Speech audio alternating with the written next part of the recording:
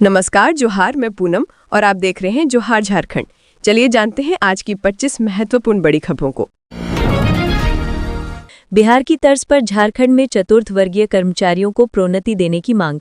राज्य गठन के बाद से अटका है प्रमोशन। राज्य के सरकारी कार्यालयों में कार्यरत चतुर्थ वर्गीय कर्मचारियों को प्रोन्नति देने की मांग तेज हो गई है। झारखंड राज्य कर्मचारी महासंघ ने केंद्र सरकार के फैसले के अनुरूप बिहार की तरह झारखंड में भी चतुर्थ वर्गीय कर्मियों को तृतीय श्रेणी में प्रोन्नति देने की मांग की है।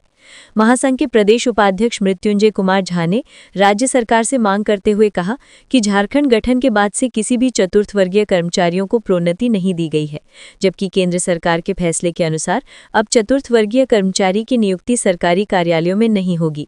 ऐसे में जो भी कर्मचारी पूर्व से नियुक्त हैं, उन्हें प्रोन्नति देकर तृतीय वर्ग की श्रेणी में लाने का निर्णय है। इस संबंध में सरकार से पिछले दिनों शिष्टमंडल के द्वारा मांग भी की गई थी, लेकिन अभी तक कोई निर्णय नहीं हुआ है। हमें उम्मीद है कि सरकार सकारात्मक रुख अपनाते हुए 15 नवंबर राज्य स्थापना दिवस के मौके पर जरूर कोई फैसला लेगी। राज्य सरकार के कार्यालय में करीब 30,000 चतुर्थ वर्गीय कर्मचारी हैं, जो सचिवालय से लेकर जिला एवं प्रखंड स्तर पर कार्यरत हैं। इन कर्मचारियों को तृतीय वर्ग में प्रोन्नति देकर समायोजित करना है। बिहार ने इस संबंध में बड़ी पहल करते हुए वहां के सभी चतुर्थ वर्गीय कर्मचारी को तृतीय श्रेणी में समायोजित करते हुए कार्यालय एग्जीक्यूटिव असिस्टेंट पद पर पदस्थापित किया गया है। झारखंड में चतुर्थ वर्गीय कर्मचारियों को पद प्रोन्नति देने के मामले में सरकार ने पहल तो की है, लेकिन नियमावली में विसंगति होने की वजह से अभी भी ये मामला लटका हुआ है। ऐसे में वैसे कर्मचारियों और उनके परिजनों को भारी परेशानी का सामना करना पड़ रहा है, जिनके असामयिक निधन की वजह से अनुकंपा आधारित नियुक्ति होनी है, जिसमें इंटर तक की अर्हता आवश्यक किया गया है। ऐसे में कर्मचारी संगठन सभी विसंगतियों को दूर करते हुए तृतीय श्रेणी में प्रोन्नति करने का आग्रह किया है। घाट जिला उपचुनाव में जेकेएलएम प्रत्याशी के नाम की घोषणा के साथ झारखंड में गरमाई सियासत। बीजेपी जेएमएम में शुरू हुई बयानबाजी। घाट जिला उपचुनाव दिलचस्प होने वाला है, क्योंकि चुनावी मैदान में एक बार फिर जयराम महतो की पार्टी झारखंड लोकतांत्रिक क्रांतिकारी मोर्चा यानी जेएलकेएम ने रामदास मुर्मू को प्रत्याशी बनाया है। अब इस सीट पर त्रिकोणीय मुकाबला होने जा रहा है। ऐसे में कयास लगाए जा रहे हैं कि कहीं बीजेपी का समीकरण बिगड़ न जाए। जेएलकेएम से मिली जानकारी के मुताबिक पार्टी के घोषित प्रत्याशी 21 अक्टूबर को नॉमिनेशन दाखिल करेंगे, जिसमें विधायक जयराम महतो समेत बड़ी संख्या में पार्टी कार्यकर्ता शामिल होंगे। गौरतलब है कि रामदास मुर्मू जेएलकेएम पार्टी से 2024 विधानसभा चुनाव में प्रत्याशी रह चुके हैं और उन्हें लगभग 8,093 वोट मिले थे। जेएलकेएम ने एक बार फिर उन्हें पार्टी प्रत्याशी बनाते हुए स्थानीय नीति, नियोजन नीति, रोजगार नीति, पलायन, बेरोजगारी और परिवारवाद जैसी समस्या को मुद्दा बनाकर चुनाव लड़ने का फैसला लिया है। घाटशिला विधानसभा उपचुनाव में जेएलकेएम द्वारा प्रत्याशी उतारे जाने के फैसले के बाद सियासी बयानबाजी भी शुरू हो गई है। झामुमो और बीजेपी अब एक दूसरे पर आरोप लगा रहे हैं, जबकि बीजेपी का मानना है कि झामुमो की ये चाल इस बार नहीं चलेगी। शिवपूजन पाठक ने जीत का दावा करते हुए कहा कि हालांकि झारखंड और घाटशिला की जनता समझ चुकी है कि वोट काटने के लिए ही चुनाव मैदान में उतारा गया है, ऐसे में इनकी मंशा पूरी नहीं होगी। इस बार का मुकाबला झामुमो और एनडीए प्रत्याशी के बीच में ही होगा, जिसमें एनडीए की जीत होगी। झारखंड मुक्ति मोर्चा ने बीजेपी पर आरोप लगाते हुए कहा कि इन्हें ना तो जयराम से फायदा होगा और ना ही जय श्री राम से। पार्टी के केंद्रीय प्रवक्ता मनोज पांडे ने कहा कि भारतीय जनता पार्टी की जुमलेबाजी नहीं चलेगी, क्योंकि जनता समझ चुकी है कि मुख्यमंत्री हेमंत सोरेन जो कहते हैं वो करते हैं। धनतेरस के मौके पर मनिया सम्मान योजना के तहत लाभुकों के खाते में खटाखट पैसे पहुंच गए हैं। दिल्ली में 500 रुपए में गैस सिलेंडर और मनिया सम्मान योजना जैसी योजना के तहत महिलाओं को सहायता राशि देने का वादा करने वाली बीजेपी अपना वादा भूल गई है। बहरहाल 11 नवंबर को इस सीट पर होने वाले चुनाव को लेकर राजनीतिक गहमागहमी तेज है। दीपावली को लेकर सुरक्षा निर्देश जारी। पटाखा विक्रेताओं और आम नागरिकों को करना होगा पालन, उल्लंघन करने पर होगी कार्रवाई। रांची जिला प्रशासन ने दीपावली के दौरान आग, दुर्घटना और आपातकालीन स्थिति से बचने के लिए पटाखा विक्रेताओं और आम नागरिकों से अपील करते हुए कई जरूरी दिशा निर्देश जारी की हैं। प्रशासन ने स्पष्ट कर दिया है कि जो भी पटाखा विक्रेता निर्देशों का पालन नहीं करेगा, उनके खिलाफ विधि सम्मत कार्रवाई की जाएगी। जिला प्रशासन ने आपातकालीन स्थिति में जिला नियंत्रण कक्ष से तत्काल संपर्क कर मदद मांगने की सलाह दी है। रांची जिला आपदा प्रबंधन प्राधिकरण ने सुझाव और निर्देश जारी करने के साथ साथ ये भी स्पष्ट कर दिया है कि अगर कोई भी इन बातों का उल्लंघन करते पाया जाता है तो उसके खिलाफ कानूनी कार्रवाई की जाएगी।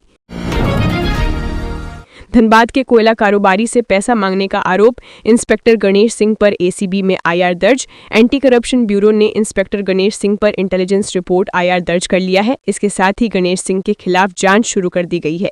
एसीबी के सूत्रों से मिली जानकारी के मुताबिक गणेश सिंह पर धनबाद के कोयला कारोबारी से पैसे मांगने का आरोप है। इंस्पेक्टर गणेश सिंह पहले एसीबी में पदस्थापित थे, अभी वो झारखंड जगुआर में पदस्थापित हैं और डीजीपी कार्यालय में एनजीओ प्रभारी के रूप में काम देखते हैं। जानकारी के मुताबिक एसीबी ने कोयला कारोबारी की शिकायत की पहले प्रारंभिक जांच की। जांच करने के बाद शुक्रवार को एसीबी ने आईआर दर्ज करने की कार्रवाई की है। एसीबी के एक सूत्र ने इसकी पुष्टि की है। इंस्पेक्टर गणेश सिंह के बारे में बताया जाता है कि वो पहले हजारीबाग जिला में पदस्थापित था। उस दौरान भी उस पर किसी कोयला कारोबारी से वसूली का आरोप लगा था, जिसकी जांच भी हुई थी। गणेश सिंह पहले एसीबी में पदस्थापित था। उस दौरान उसके पास डीजीपी कार्यालय का एनजीओ प्रभारी का अतिरिक्त प्रभार था। सरकार ने जब डीजीपी अनुराग गुप्ता को हटाकर एडीजी प्रिया दुबे को एसीबी प्रमुख बनाया, तब पुलिस मुख्यालय ने गणेश सिंह का तबादला झारखंड जगुआर में कर दिया था। घाटशिला उपचुनाव के लिए जयराम महतो ने रामदास मुर्मू को बनाया उम्मीदवार। घाटशिला विधानसभा उपचुनाव के लिए झारखंड लोकतांत्रिक क्रांतिकारी मोर्चा जेएलकेएम ने रामदास मुर्मू को अपना उम्मीदवार बनाया है। देर रात इसकी घोषणा कर दी गई है। बता दें कि घाटशिला विधानसभा सीट रामदास सोरेन के निधन के बाद खाली हुई है। इस सीट पर उपचुनाव 11 नवंबर 2025 को कराया जाएगा, जबकि परिणाम 14 नवंबर 2025 को घोषित किया जाएगा। इस उपचुनाव में प्रमुख मुकाबला भारतीय जनता पार्टी भाजपा के बाबूलाल सोरेन, झारखंड मुक्ति मोर्चा के सोमेश सोरेन और अब झारखंड लोकतांत्रिक क्रांतिकारी मोर्चा के उम्मीदवार रामदास मुर्मू के बीच माना जा रहा है। घाटशिला विधानसभा क्षेत्र आदिवासी बहुल इलाका है और यहाँ की राजनीति में क्षेत्रीय मुद्दों और स्थानीय नेतृत्व की बड़ी भूमिका रहती है। देखना दिलचस्प होगा कि कौन इस उपचुनाव में जनता का विश्वास जीतता है। जेपीएससी ने आगामी परीक्षाओं का संशोधित कैलेंडर किया जारी। झारखंड लोक सेवा आयोग जेपीएससी ने आगामी परीक्षाओं का संशोधित कैलेंडर जारी कर दिया है, जिसमें विभिन्न परीक्षाओं की संभावित तिथियां दी गई हैं। आयोग ने यह स्पष्ट किया है कि ये तिथियां अस्थायी हैं और आवश्यकता पड़ने पर इनमें बदलाव किया जा सकता है। जारी शेड्यूल के अनुसार नवंबर 2025 से मार्च 2026 के बीच विभिन्न पदों के लिए प्रारंभिक और मुख्य परीक्षाएं, इंटरव्यू और दस्तावेज सत्यापन आयोजित की जाएंगी। जेपीएससी ने उम्मीदवारों से अपील की है कि वे आयोग की वेबसाइट www.jp.psc.gov.in पर नियमित रूप से अपडेट चेक करते रहें। हजारीबाग में बंधक बनाकर व्यवसायी के घर में डकैती, बंदूक की नोक पर 6 लाख और जेवर की लूट। हजारीबाग जिले में अपराधी बेलगाम होते जा रहे हैं, जिन्हें अब कानून का भी डर नहीं है। आलम यह है कि अपराधी बंधक बनाकर परिवारजनों की पिटाई भी कर रहे हैं और बंदूक की नोक पर लूटपाट कर फरार हो जा रहे हैं। ताजी घटना हजारीबाग के बरकट्ठा के गोरहर थाना क्षेत्र में सीमेंट व्यवसायी सुनील कुमार पांडे के साथ हुई है। बीती रात अपराधियों ने सीमेंट व्यापारी सुनील कुमार पांडे के घर और दुकान में डकैती की घटना को अंजाम दिया है। अपराधियों ने पहले सुनील कुमार पांडे और उनके परिवार वालों को बंधक बना लिया और फिर बंदूक की बट से मारकर घायल कर दिया। घर में रखे लगभग 6 लाख रुपए और जेवर लूटकर फरार हो गए। सीमेंट व्यवसायी सुनील कुमार पांडे ने बताया कि रात में 6 नकाबपोश अपराधी कार और बाइक से सूर्यकुंड ट्रेडर्स दुकान में पहुंचे और उन्हें बंधक बना लिया। अपराधियों ने उन्हें हथियार के बल पर दुकान के ऊपरी तल में ले जाकर हाथ पैर बांध दिए और बेटे सुमित पांडे को भी बंदूक की बट से मारकर घायल कर दिया। इसके बाद अपराधी घर में घुसकर नकदी और गहनों की लूटपाट कर फरार हो गए। घटना की सूचना मिलते ही बरही एसडीपीओ अजीत कुमार विमल, बरकट्ठा अंचल निरीक्षक इमदाद अंसारी और गोरहर थाना प्रभारी नीतीश कुमार मौके पर पहुंचे। घायल परिवार का इलाज सीएचसी बरकट्ठा में कराया गया। इस घटना से क्षेत्र में दहशत का माहौल है। मामले को लेकर बरही एसडीपीओ अजीत कुमार विमल ने बताया कि ये काफी संवेदनशील मामला है, पुलिस जांच में जुट गई है। आसपास के क्षेत्र में लगे सीसीटीवी कैमरे के माध्यम से अपराधियों की पहचान की जा रही है। जल्द ही अपराधी पुलिस की गिरफ्त में होंगे। पिछड़ा वर्ग आयोग के अध्यक्ष और पूर्व विधायक जानकी यादव ने घटना पर दुख जाहिर किया है और कहा है कि अपराधी को पकड़ना पुलिस की पहली प्राथमिकता होनी चाहिए। जल्द से जल्द पीड़ित को न्याय मिले, इसे लेकर पुलिस अपराधियों को गिरफ्तार करे। आगे अपराध न हो, इसे लेकर पुलिस को कार्रवाई करने की आवश्यकता है। हजारीबाग के 16 स्कूलों में 5 साल से खराब परिणाम, डीईओ ने प्रधानाध्यापकों को जारी किया नोटिस। हजारीबाग के 16 सरकारी स्कूलों में लगातार 5 साल से मैट्रिक और इंटरमीडिएट का परिणाम खराब रहने पर डीईओ ने प्रधानाध्यापकों को स्पष्टीकरण के लिए नोटिस जारी किया है। शिक्षा विभाग ने इन स्कूलों को चिन्हित किया है।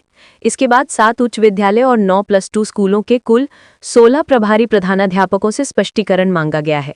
डीईओ ने इस संबंध में 10 अक्टूबर को नोटिस जारी किया है।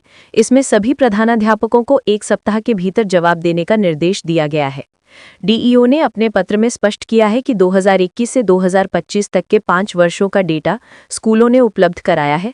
उपलब्ध आंकड़ों के अनुसार 7 उच्च विद्यालय का मैट्रिक परिणाम और 9+2 स्कूलों का इंटरमीडिएट विज्ञान संकाय परिणाम जिला स्तर पर सबसे निचले स्तर का पाया गया है, जो विभागीय नियमों के खिलाफ है।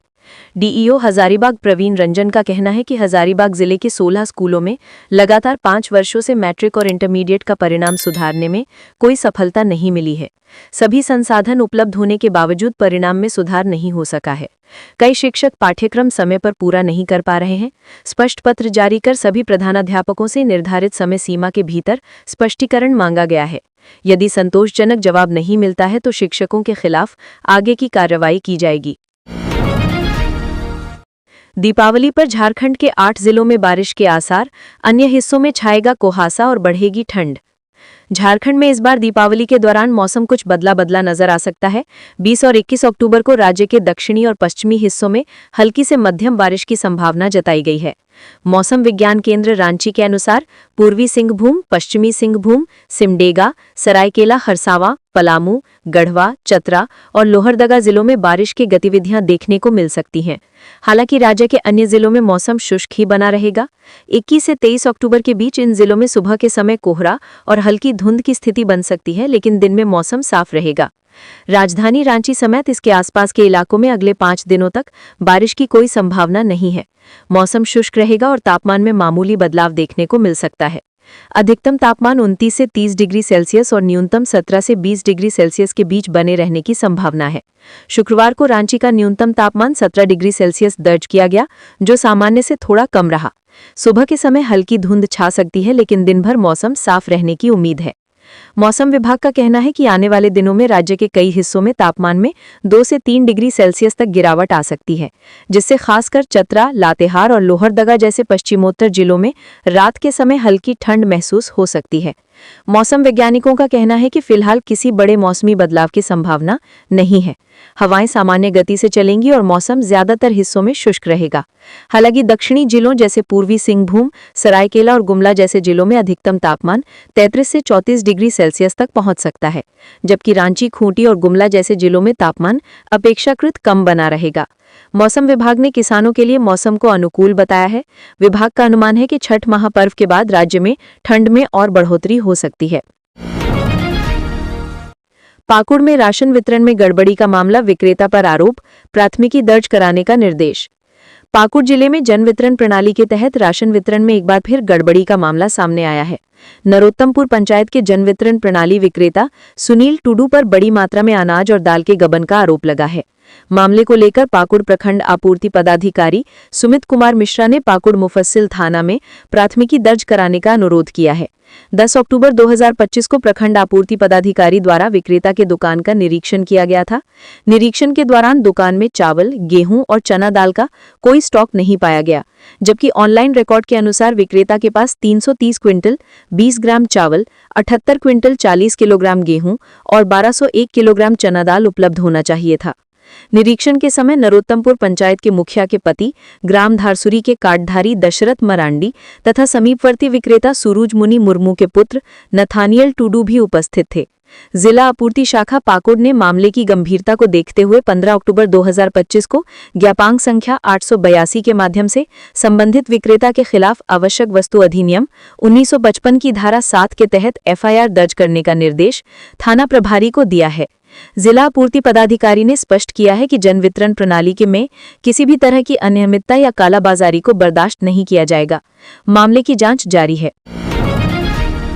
बिजली से जुड़े विवादों के निपटारे के लिए 29 नवंबर को लगेगी विशेष लोक अदालत। झारखंड में बिजली से जुड़े विवादों को सुलझाने के लिए 29 नवंबर को विशेष लोक अदालत का आयोजन किया जाएगा। इस पहल का उद्देश्य बिजली उपभोक्ताओं को राहत देना और बिजली बिल, अनधिकृत उपयोग व अन्य बिजली संबंधित मामलों का तेजी से और सौहार्दपूर्ण तरीके से निपटारा करना है। झारखंड राज्य विधिक सेवा प्राधिकरण राज्य के सभी जिला विधिक सेवा प्राधिकरणों के सहयोग से इस विशेष लोक अदालत का आयोजन करेगा। इसके लिए झड़साल ने एक मानक संचालन प्रक्रिया भी तैयार की है और सभी जिलों को भेज दी गई है। बिजली से जुड़े पुराने मामलों का जल्दी समाधान होगा। उपभोक्ता और बिजली विभाग के बीच आपसी समझौते को बढ़ावा मिलेगा। लंबित मामलों का बोझ कम होगा। न्याय सुलभ और आसान होगा। राज्य में वर्तमान में 20,000 से अधिक बिजली से जुड़े केस विभिन्न अदालतों और मंचों पर लंबित है। इस लोक अदालत में इनमें से कम 50% मामलों के समाधान का लक्ष्य रखा गया है। प्रत्येक जिले के हर प्रखंड में जागरूकता कार्यक्रम चलाया जाएगा। पूर्व विवाद यानी प्री लिटिगेशन मामलों को भी शामिल किया जाएगा। लंबित जांच वाले मामलों के निपटारे की भी कोशिश होगी। पैरालीगल वॉलंटियर्स और मध्यस्थों की मदद से पक्षकारों के बीच संवाद कराया जाएगा। प्रचार प्रसार के लिए होर्डिंग, बैनर, मीडिया और रेडियो का उपयोग होगा। जटेट 2024 के लिए परीक्षा केंद्र चुनने के विकल्प बढ़े। अभ्यर्थियों को अब 5 शहरों का मिलेगा विकल्प। झारखंड पात्रता परीक्षा 2024 के संबंध में एक महत्वपूर्ण सूचना जारी की गई है। इस परीक्षा के लिए ऑनलाइन आवेदन आमंत्रित किए गए थे, जिसकी अंतिम तिथि अब 30 अक्टूबर 2025 तक बढ़ा दी गई है। पूर्व में ऑनलाइन आवेदन करते समय परीक्षार्थियों को परीक्षा केंद्र चुनने के लिए सिर्फ 3 शहरों यानी रांची, जमशेदपुर और बोकारो का विकल्प दिया गया था, लेकिन अब इस अभ्यर्थियों को परीक्षा केंद्र चुनने के लिए 5 विकल्प मिलेंगे। इसमें धनबाद और देवघर को भी शामिल किया गया है। अभ्यर्थी इन 5 शहरों में से अपने पसंद के अनुसार 3 शहरों का चयन अवरोही क्रम यानी डिसेंडिंग ऑर्डर में कर सकते हैं। इसके अलावा जो अभ्यर्थी पहले ही आवेदन कर चुके हैं, उन्हें भी परीक्षा केंद्र के चयन में बदलाव करने का मौका मिलेगा। वे 1 नवंबर 2025 से 8 नवंबर 2025 तक अपने परीक्षा केंद्र के विकल्पों को संशोधित कर सकेंगे। परीक्षा से संबंधित अन्य सभी नियम और शर्तें यथावत रहेंगी। इच्छुक अभ्यर्थियों से अनुरोध है कि वे समय पर आवेदन करें और परीक्षा केंद्र का विकल्प सोच समझकर चुनें। डॉक्टर इरफान अंसारी ने कहा, इलाज के अभाव में अब किसी भी गरीब की नहीं जाएगी जान। झारखंड सरकार ने गरीबों के हित में एक बड़ा और मानवीय निर्णय लिया है। खाद्य, सार्वजनिक वितरण एवं उपभोक्ता मामलों के मंत्री डॉक्टर इरफान अंसारी ने घोषणा की है कि अब राज्य में किसी भी गरीब व्यक्ति की जान केवल इस वजह से नहीं जाएगी कि उसके पास राशन कार्ड नहीं है या फिर इलाज के लिए पैसे नहीं हैं। डॉक्टर अंसारी ने बताया कि राज्य भर से ऐसे कई मामले सामने आए थे जहां गरीब और असहाय मरीज राशन कार्ड न होने के कारण आयुष्मान भारत, मुख्यमंत्री जन आरोग्य योजना या अबुआ स्वास्थ्य सुरक्षा योजना का लाभ नहीं उठा पाए। इस स्थिति को देखते हुए मंत्री ने पहल करते हुए एक ऐतिहासिक निर्णय लिया है। अब प्रत्येक जिले में 100 गरीब परिवारों के लिए स्थायी रूप से आरक्षित कोटा बनाया जाएगा ताकि गंभीर रूप से बीमार मरीजों का इलाज समय पर सुनिश्चित हो सके। डॉक्टर अंसारी ने कहा कि झारखंड का हर गरीब मेरा परिवार है। जब कोई गरीब इलाज के अभाव में दम तोड़ देता है तो वह सिर्फ एक मौत नहीं बल्कि हमारी संवेदना की हार होती है। मैंने संकल्प लिया है कि अब झारखंड में ऐसी कोई मौत नहीं होगी। उन्होंने कहा कि ये फैसला मुख्यमंत्री हेमंत सोरेन के उस संकल्प को साकार करने की दिशा में उठाया गया कदम है, जिसमें राज्य का हर गरीब, हर आदिवासी और हर जरूरतमंद व्यक्ति सरकारी योजनाओं का वास्तविक लाभ पा सके। इस निर्णय के बाद पूरे झारखंड में खुशी और राहत की लहर देखी जा रही है। सामाजिक संगठनों, चिकित्सकों और आम जनता ने डॉक्टर अंसारी के इस कदम को गरीबों की जिंदगी बदल देने वाला ऐतिहासिक फैसला बताया है। नेतरहाट आवासीय विद्यालय में अनुबंध पर शिक्षकों की नियुक्ति प्रक्रिया पर रोक। नेतरहाट आवासीय विद्यालय में अनुबंध के आधार पर शिक्षकों की नियुक्ति प्रक्रिया पर फिलहाल रोक लगा दी गई है। माध्यमिक शिक्षा निदेशक राजेश प्रसाद ने विद्यालय के प्राचार्य को पत्र भेजकर इस संबंध में विस्तृत रिपोर्ट तलब की है। निदेशक ने प्राचार्य से ये स्पष्ट करने को कहा है कि अनुबंध पर शिक्षकों की नियुक्ति के लिए योग्यता का निर्धारण किस आधार पर किया गया। साथ ही ये भी पूछा गया है कि आवेदन आमंत्रित करने की प्रक्रिया क्या रही और इसकी सूचना किस माध्यम से दी गई। जब तक प्राचार्य से इस विषय में पूरी जानकारी नहीं मिल जाती, तब तक नियुक्ति प्रक्रिया को स्थगित रखने का निर्देश दिया गया है। पत्र में ये भी जानना चाहा गया है कि अनुबंध आधारित नियुक्ति का निर्णय विद्यालय की कार्यकारिणी समिति के स्तर पर लिया गया या किसी अन्य स्तर पर। यदि कार्यकारिणी की बैठक में ये निर्णय हुआ है तो उससे संबंधित दस्तावेज भी उपलब्ध कराने को कहा गया है। इसके अलावा नियुक्त होने वाले शिक्षकों को प्रतिमाह 56,100 मानदेय देने का जो प्रस्ताव है वो किस स्तर पर तय किया गया और उसका भुगतान किस मद से किया जाएगा, इस बारे में भी सक्षम प्राधिकार से अनुमति ली गई या नहीं, इसका विवरण मांगा गया है। गौरतलब है कि विद्यालय द्वारा 10 विषयों अंग्रेजी, संस्कृत, इतिहास, हिंदी, गणित, राजनीति विज्ञान, अर्थशास्त्र, भौतिकी, जीव विज्ञान और भूगोल में अनुबंध आधारित शिक्षकों की नियुक्ति के लिए आवेदन आमंत्रित किए गए थे। गौरतलब है कि विद्यालय की वर्तमान कार्यकारिणी समिति का कार्यकाल 26 नवंबर 2025 को समाप्त हो रहा है। ऐसे में इस प्रक्रिया पर सवाल उठने लगे थे, जिसे देखते हुए निदेशालय ने यह हस्तक्षेप किया है। लातेहार में धनतेरस दीपावली पर सुरक्षा व्यवस्था चाक चौबंद, एसपी ने लिया जायजा, दिए निर्देश। लातेहार जिले में धनतेरस और दीपावली के त्योहारों को शांतिपूर्ण और सुरक्षित माहौल में संपन्न कराने के लिए पुलिस प्रशासन ने सुरक्षा के पुख्ता इंतजाम किए हैं। लातेहार के एसपी कुमार गौरव ने स्वयं सुरक्षा व्यवस्था का जायजा लिया और पुलिस अधिकारियों को आवश्यक दिशा निर्देश दिए हैं। एसपी कुमार गौरव ने बताया कि धनतेरस और दीपावली के दौरान बाजारों में लोगों की भारी भीड़ होती है। ऐसे में किसी भी प्रकार की परेशानी या अप्रिय घटना न हो, इसके लिए जिले भर में पर्याप्त पुलिस बल की तैनाती की गई है। एसपी ने विशेष रूप से 2 महत्वपूर्ण बिंदुओं पर फोकस करने के निर्देश दिए हैं, जिनमें भीड़भाड़ के कारण यातायात जाम की समस्या न हो, इसके लिए ट्रैफिक व्यवस्था को सुचारू रखने के लिए पुलिस कर्मियों को निर्देशित किया गया है, ताकि आम जनता को आवागमन में कोई परेशानी न हो। बाजारों में अत्यधिक भीड़ को देखते हुए आपराधिक तत्वों की सक्रियता बढ़ सकती है। इसे ध्यान में रखते हुए पुलिस पूरी तरह से सतर्क है।